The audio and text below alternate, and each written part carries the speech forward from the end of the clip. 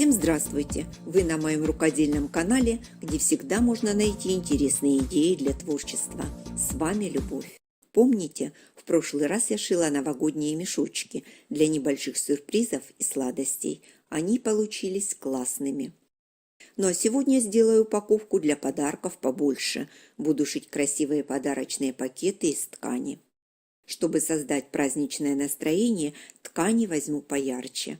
Основная ткань – это хлопок с крупным выразительным принтом. Он отлично будет смотреться в готовом пакете. Для подкладки нашла однотонную хлопчатобумажную ткань подходящего цвета. Чтобы сделать пакеты плотными, возьму клеевой флизелин. Ручки сделаю из обычного шнура, он тоже в этой цветовой гамме. Думаю, вы заметили, что основная ткань не совсем новая. Чтобы убрать все заломы и складки, хорошенько пройдусь по ней утюгом с паром. А вот ткань для подкладки совершенно новая, из бабушкиного сундука. Ее проклеивать флизелином не буду, а просто подкрахмалю. Заварила крахмал, замочила в нем ткань, слегка подсушила, чтобы не прилипала к утюгу, и теперь хорошенько проутюжу. Для образца возьму обычный подарочный пакет. Резать его не буду, просто увеличу все детали до нужного мне размера. Выкройку сделаю прямо на флизелине. От края откладываю высоту пакета 25 см, дальше ширину дна 10 см и еще раз высоту пакета. Проведу контрольные линии. На линиях дна откладываю половину ширины дна 5 см, длину пакета 20 см и еще раз половину ширины дна. Дублирую на второй линии. Соединю все по разметке. Осталось срезать все лишнее, и выкройка готова. По такому принципу можно сделать пакет любого размера. Основную ткань кладу лицевой стороной вниз. Сверху детали с флизелина. По краям оставлю немного ткани на припуске. Теперь важный момент. Нужно правильно приклеить флизелин. Утюг хорошо разогреваю и перемещаю его от центра к краям. Делаю это не спеша, чтобы клеевой слой успел равномерно прогреться и надежно соединиться с основной тканью. По инструкции время скрепления флизелина 8-10 секунд. Если нужен пакет поплотнее, клею сразу 2 слоя.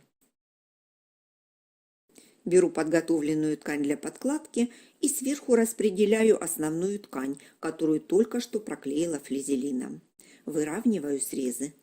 Чтобы ничего не сдвинулось, закреплю оба слоя ткани между собой булавками. Вырежу деталь, отступив от контура флизелина 1 см. Это будет припуск на шов. Снимаю булавки и получаю 2 одинаковые детали. Подкладку пока уберу в сторону и поработаю с основной деталью. Размечу центр детали и в каждую сторону от него отложу по 5 см. Это будет место для притачивания ручек. Со второй стороны сделаю аналогичную разметку. Ручки сделаю из обычного декоративного шнура. Думаю, 35 см будет вполне достаточно, чтобы пакет было удобно нести в руке. Прикладываю заготовки к разметке на основной детали. Чтобы шнур держался хорошо, закреплю его строчкой зигзаг. Несколько стежков будет вполне достаточно.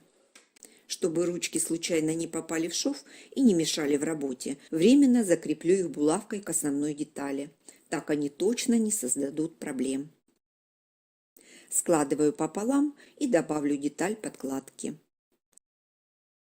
Соединю боковые швы. На подкладке с одной стороны оставлю техническое отверстие. Строчку проложила по краю флизелина. По краям поставила закрепки.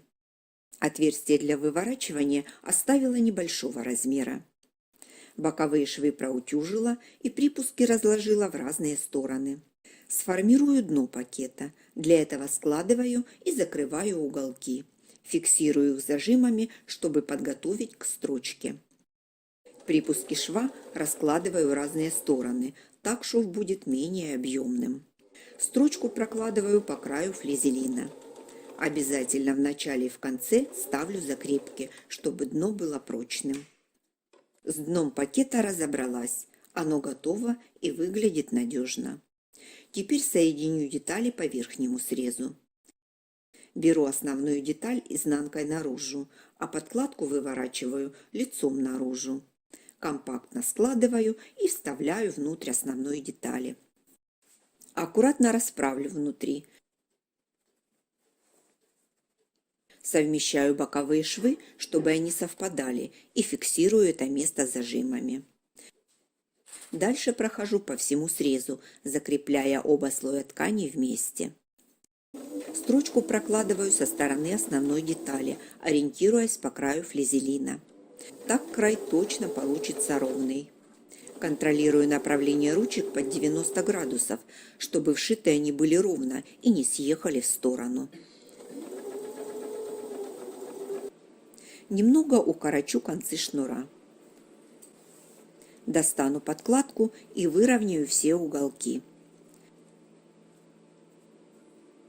Совмещаю противоположные уголки основной детали и подкладки. Фиксирую их зажимами. Делаю это для того, чтобы подкладка надежно закрепилась и не гуляла внутри пакета. Соединить можно вручную или проложить строчку на машине. Я закрепила на машине. Нахожу техническое отверстие и выворачиваю изделие на лицевую сторону.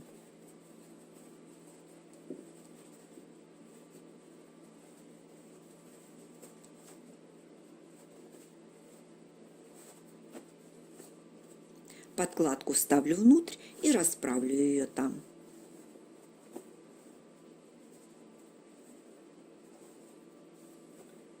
Снаружи выправлю уголки и расправлю вход в пакет, формируя линию верха. Перед тем, как проложить отделочную строчку, нужно зашить техническое отверстие. Я зашью его вручную потайным швом, чтобы он был менее заметен. При желании это можно сделать и на машинке. По краю пакета проложу отделочную строчку. Это соединит детали вместе, сформирует аккуратный ровный край и дополнительно закрепит ручки. Посмотрите, как сразу изменился внешний вид пакета. Чтобы придать пакету красивую законченную форму и определить глубину, наметила линии параллельно боковым швам. Их можно заутюжить или для большей фиксации закрепить аккуратно строчкой. Я просто проутюжу все намеченные складки с каждой стороны, чтобы получить ровные аккуратные линии.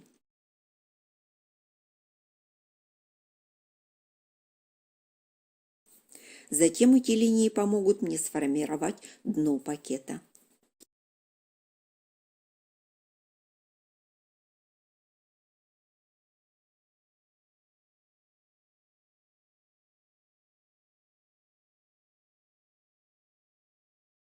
Вот образец, по которому я шила свой вариант пакета.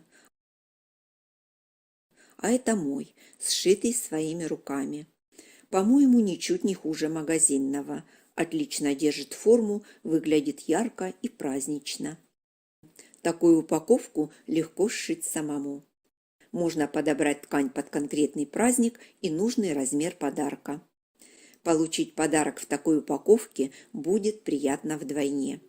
Надеюсь, мое видео вдохновило вас на создание своих подарочных пакетов. Если остались вопросы, пишите в комментариях, а я на этом с вами прощаюсь. До новых рукодельных встреч!